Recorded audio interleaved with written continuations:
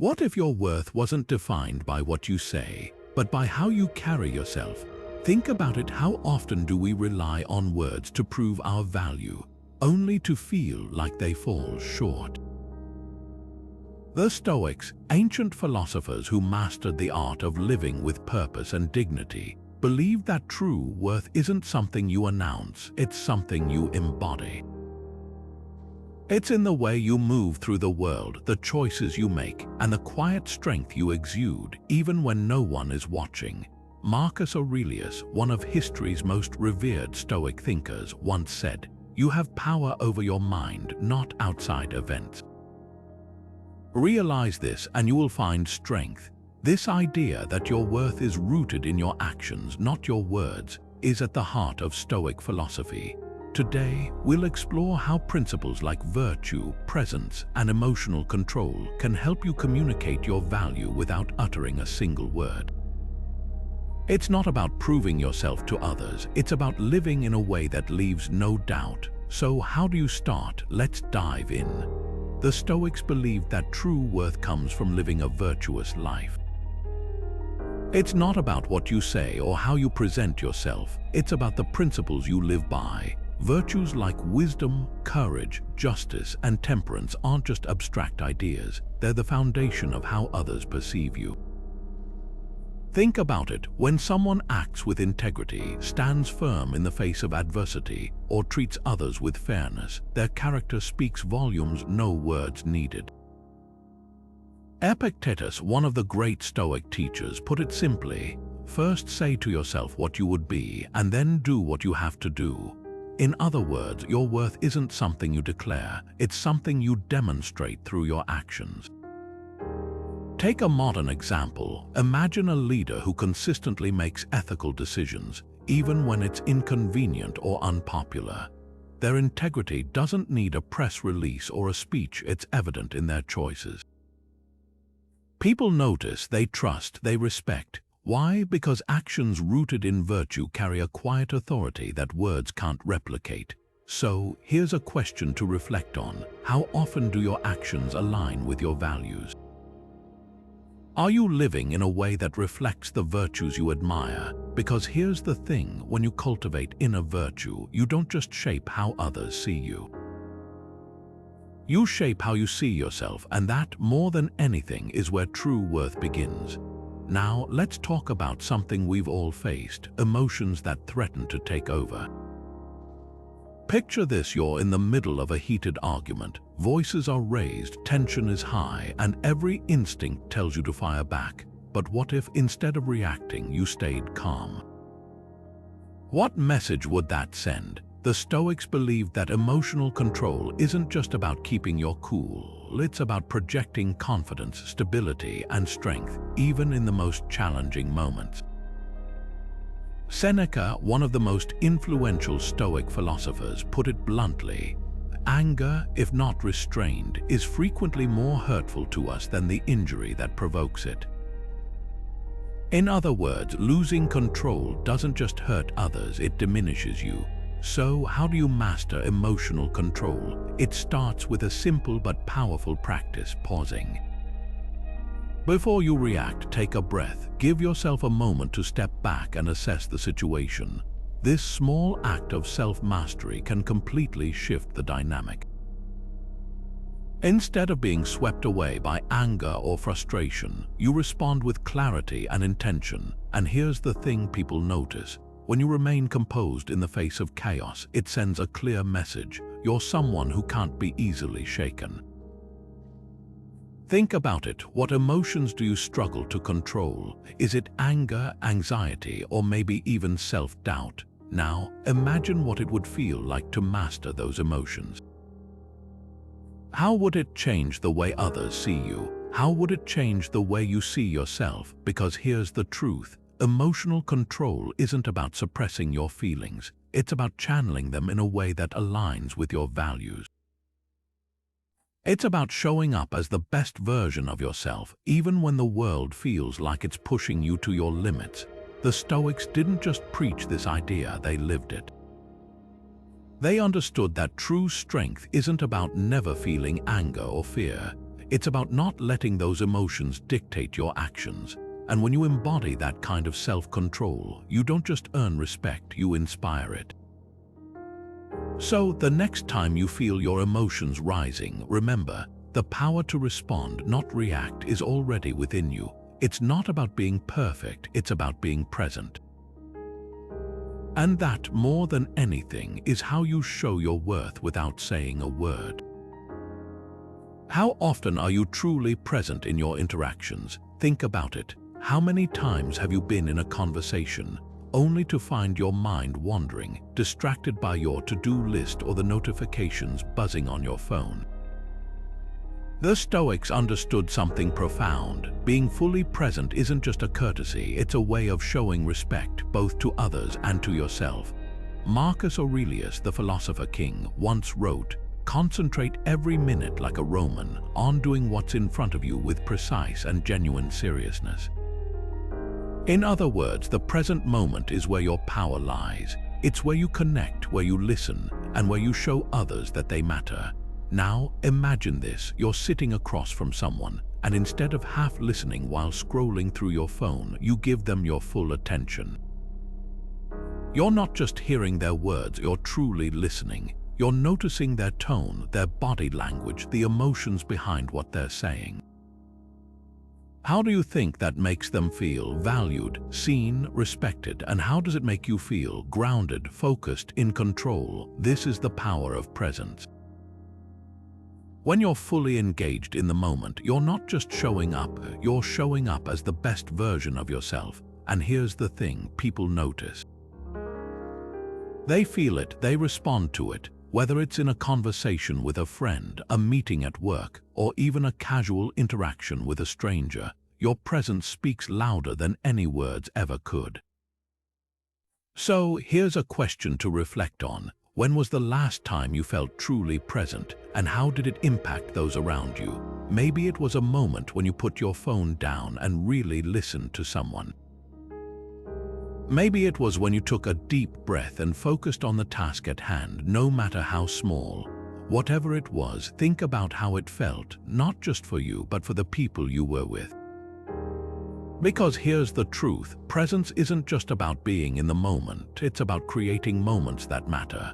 The Stoics knew this. They understood that life is made up of these small, seemingly insignificant moments, and that how we show up in them defines who we are. So the next time you find yourself distracted, remember, the present moment is where your worth is built. It's where you connect, where you grow, and where you show the world and yourself what you're truly made of. And that, more than anything, is how you make people see your worth without saying a word. Your worth isn't tied to others' opinions. Let that sink in for a moment. How often do you find yourself seeking approval, whether it's from a boss, a friend, or even strangers on social media? The Stoics had a radical idea. Your value doesn't come from what others think of you, it comes from how you think of yourself. Epictetus, one of the most practical Stoic teachers, put it bluntly, "If you want to improve, be content to be thought foolish and stupid." In other words, stop chasing validation.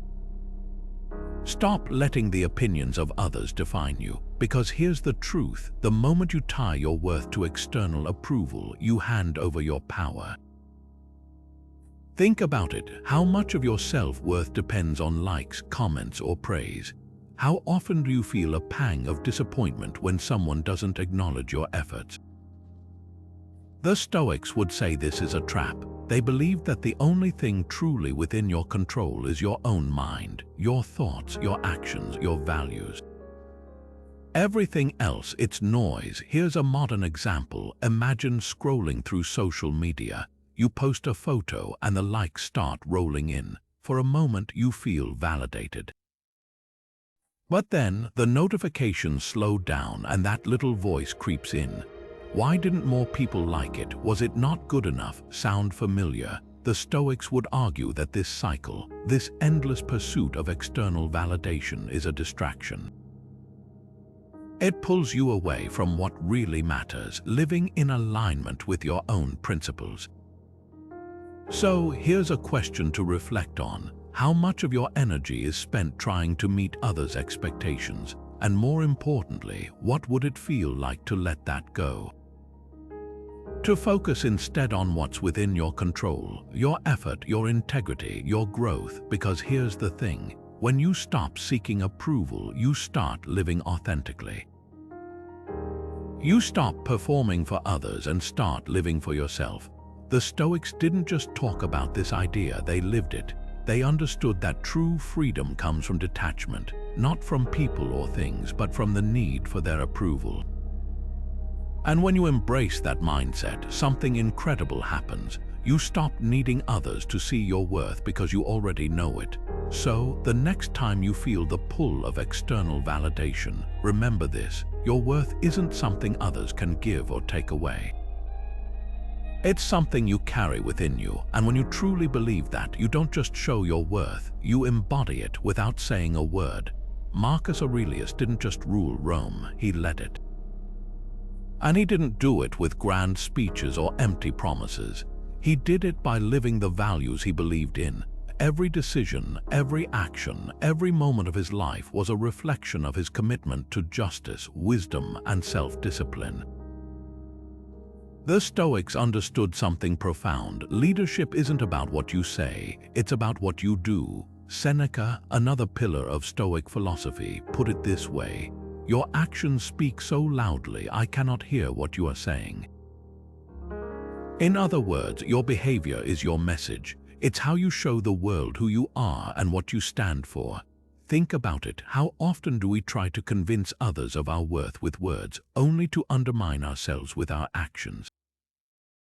The Stoics would argue that this is backward. If you want to inspire trust, respect, or admiration, you don't need to tell people, you need to show them. Take a modern example. Imagine a mentor who doesn't just give advice but lives it.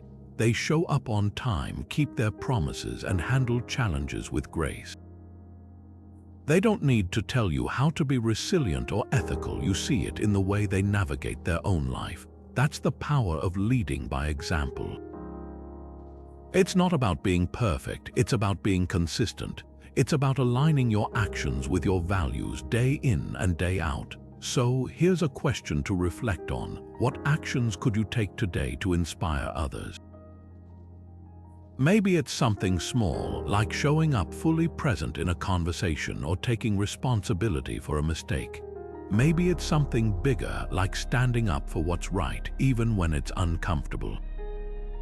Whatever it is, remember this: your actions are your legacy. They're how you show the world and yourself what you're truly made of. The Stoics didn't just preach this idea, they lived it. They understood that true leadership isn't about titles or authority. It's about influence, and influence doesn't come from words, it comes from deeds. So, the next time you're tempted to explain your worth, ask yourself this: what could I do instead? Because when you lead by example, you don't just inspire others, you remind yourself of the power you hold. And that, more than anything, is how you make people see your worth without saying a word. How do you handle setbacks? Do they knock you down, or do they become stepping stones for something greater? The Stoics had a radical perspective on adversity. They saw it not as a curse, but as an opportunity. Marcus Aurelius, who faced countless challenges as both a ruler and a man, once wrote, "The impediment to action advances action. What stands in the way becomes the way." In other words, every obstacle is a chance to grow, to prove your strength, and to show the world and yourself what you're truly capable of. Think about it. When life throws you a curveball, how do you respond? Do you see it as a roadblock, or do you see it as a test of your resilience? The Stoics believed that adversity isn't something to avoid, it's something to embrace. It's in those moments of struggle that your character is forged. Take the story of Nelson Mandela, for example. Imprisoned for 27 years, he could have let bitterness and anger consume him. Instead, he used that time to reflect, to grow, and to prepare himself to lead a nation. When he finally walked free, he didn't seek revenge, he sought reconciliation. His resilience didn't just change his life, it changed the world. So, here's a question to reflect on. What's one challenge you faced that revealed your resilience? Maybe it was a personal loss, a professional setback, or even a moment of self-doubt. Whatever it was, think about how it shaped you. Did it make you stronger? Did it teach you something about yourself? Because here's the truth, resilience isn't about avoiding pain, it's about finding meaning in it. The Stoics didn't just preach this idea, they lived it. They understood that life is full of challenges, but those challenges are also full of potential.